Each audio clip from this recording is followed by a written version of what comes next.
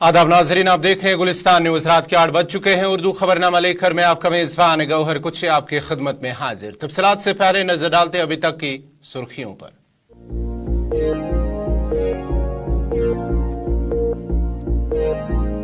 सदर हिंद द्रौपदी मुर्मू का 2 रोजा लद्दाख दौरा इख्तिताम पजीर। कहा, लद्दाख में रूहानी और कुदरती सयाहत की तरक्की के लामहदूद इम्कानात।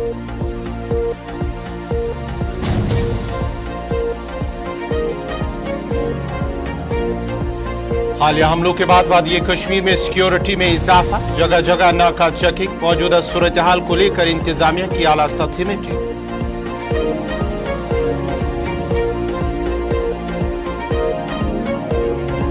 मिलिटेंटों को पनाह देने के इल्जाम में कुलगाम पुलिस की कार्रवाई। 4 साल कबल हुए एनकाउंटर के मामले में शहरी की जायदाद जब्त।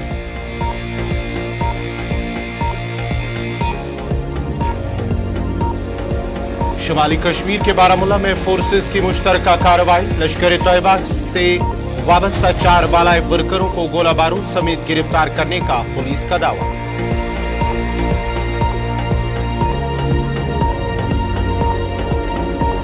और मुलाजमीन पर चीफ सेक्रेटरी के बयान की हुई पहली कार्रवाई। 990 मुलाजमीन की फहरिस्त हुई जारी। हाई पावर कमेटी करेगी मामले की तहकीकात।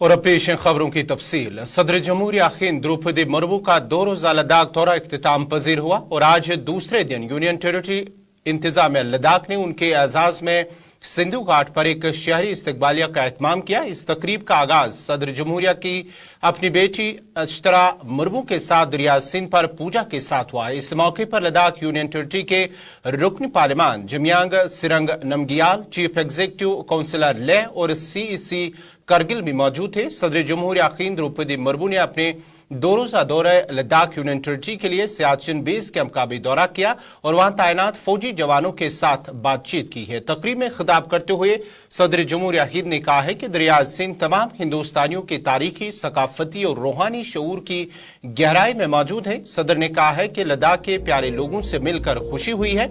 उन्होंने मजीद कहा कि हिंदुस्तान के लोगों में लद्दाख के लोगों के लिए प्यार और एहतराम का खास एहसास है और वो कौम की हिफाजत में लद्दाख के लोगों की तरफ से किए गए ताउन के बारे में जानते हैं। याद रहे कि सदर मुर्मू ने रममा की 11 तारीख को जम्मू कश्मीर का 2 रोजा दौरा किया था, जिसके दौरान उन्होंने कश्मीर यूनिवर्सिटी के 20वें कन्वोकेशन में शिरकत की थी और बाद में राजभवन में कबायली ग्रुपों के अरकान और सेल्फ हेल्प ग्रुपों की खवातीन के साथ बातचीत की थी। सदर जमहूरिया ने अपने दौरे के दूसरे दिन सूबा जम्मू के जिला रियासी के कटरा इलाके की त्रिकुटा पहाड़ियों में वाक़ा श्री माता वैष्णो देवी मंदिर का दौरा करके वहां सरनौ तामीर शुदा पार्वती भवन और स्काई वॉक का इफ्तिताह किया था।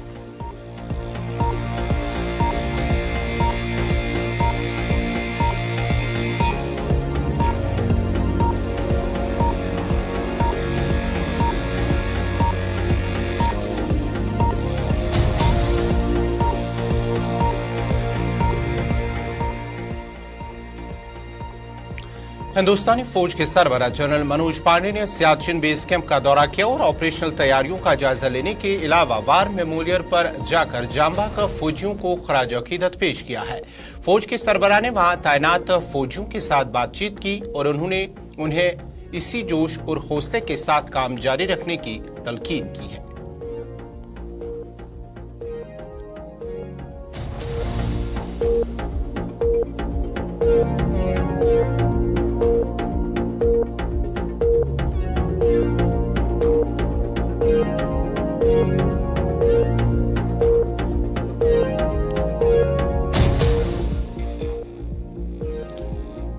जम्मू कश्मीर में लोगों को बेहतर ट्रांसपोर्ट सहूलियात फराहम करने का इरादा जाहिर करते हुए एलजी मनोज सिन्हा ने कहा है कि माहौलियात को आलूदगी से बचाने, साफ सुथरे भारत की बुनियाद रखने के लिए वजीर आजम की कोशिशें और काविशों ने एक नई खला बख्शी है। जबरवन पहाड़ियों के नीचे निशात में जम्मू कश्मीर के एलजी मनोज सिन्हा ने इलेक्ट्रॉनिक बसों को चलाने को हरी झंडी दिखाई। मुनक्कद की गई तकरीब पर तकरीर करते हुए एलजी ने कहा है कि माहौलियात को आलूदगी से बचाने के लिए इलेक्ट्रॉनिक बसें चलाना वक्त की अहम जरूरत है। उन्होंने कहा कि वजीर आजम ने दुनिया में कार्बन फुटप्रिंट के मनफी असरात से बचने के लिए मंसूबा पेश किया, जिसकी बैनुल-अक़वामी सतह पर पजीराई हुई है और वजीर आजम की इन कोशिशों के बदौलत जम्मू कश्मीर में भी इलेक्ट्रॉनिक बसें चलाने का मौका मिला है।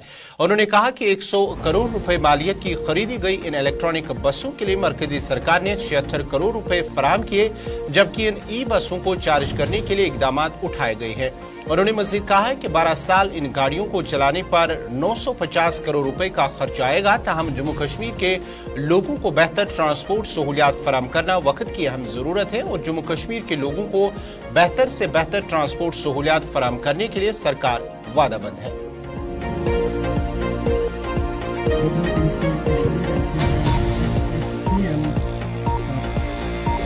पुरानी कहावत है कि परिवहन परिवर्तन लाता है, और कहावत पुरानी है, लेकिन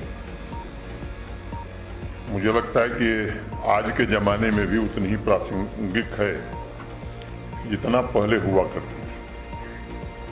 और इसका एक जीता जागता प्रमाण देश भर के बड़े शहरों में स्मार्ट मोबिलिटी के प्रयासों और उससे आम जनजीवन में हो रहे बदलाव को देखने से मिल रहा है। परिवहन के साधनों का कायाकल्प, रोड के बेहतर इंफ्रास्ट्रक्चर ने लोगों को जोड़ा है, भौगोलिक दूरियां कम हुई हैं और आपसी संपर्क बढ़ने के कारण दिलों की दूरियां भी कम हुई हैं। श्रीनगर स्मार्ट सिटी और उसके आसपास के क्षेत्र में ये 100 इलेक्ट्रिक बसें, जिनमें से 75 आपके बीच उपस्थित हैं, ये इसके बारे में विवरण पूरा हमारे पूर्व के वक्ताओं ने बताया है। मैं उसके डिटेल में नहीं जाना चाहता। मुझे लगता है कि सबसे ज़्यादा आभार हमें व्यक्त करना चाहिए भारत के सम्माननीय प्रधानमंत्री जी का, जिन्होंने पूरी दुनिया के सामने एक लक्ष्य प्रस्तुत किया कि भारत एक ऐसा देश होगा जो कार्बन फुटप्रिंट सबसे पहले शून्य करने की दिशा में आगे बढ़ेगा।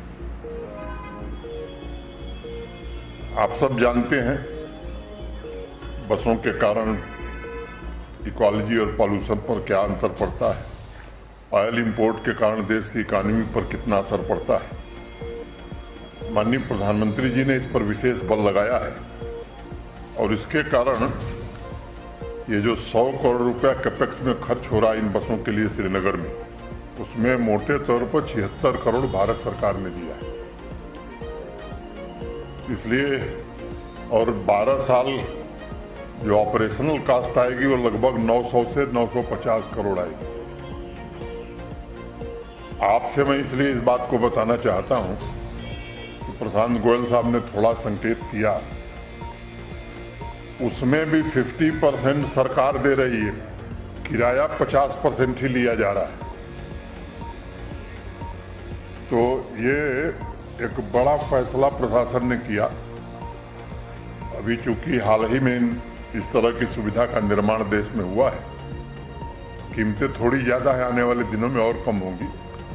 मैं इस प्रोजेक्ट से जुड़े अपने सभी सहयोगी अधिकारियों का प्रति आभारी।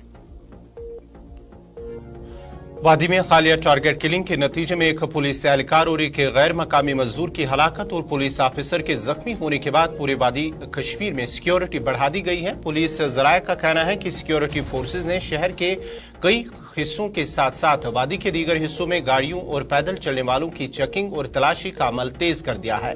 उन्होंने मजीद कहा कि शहर के तमाम बड़े चौराहों, शहर के दाखिली खारजी रास्तों और जिला हेडक्वार्टरों की तरफ जाने वाली अहम सड़कों पर नाके और मोबाइल व्हीकल चेक पॉइंट्स कायम किए गए हैं। पुलिस जराये का कहना है कि जम्मू कश्मीर पुलिस और सीआरपीएफ के एहलकारों को हसास मकामात, खासतौर पर अकलियती आबादी वाले इलाकों के आसपास तैनात किया गया है।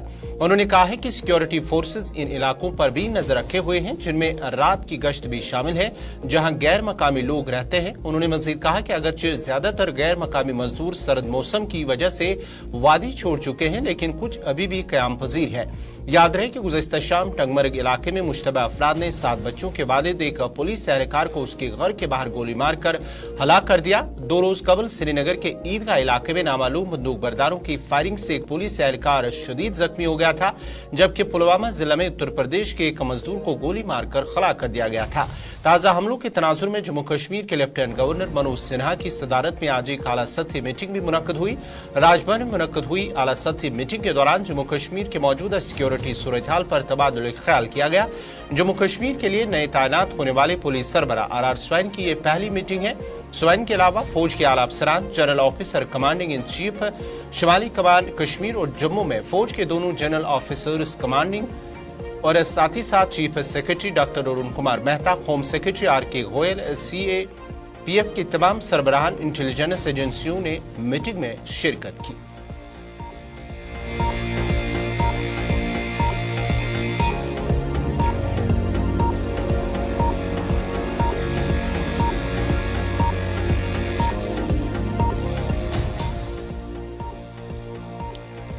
नाजरीन, खबरनामा जारी रहेगा। यहाँ पे छोटा सा तिजारती वक्त।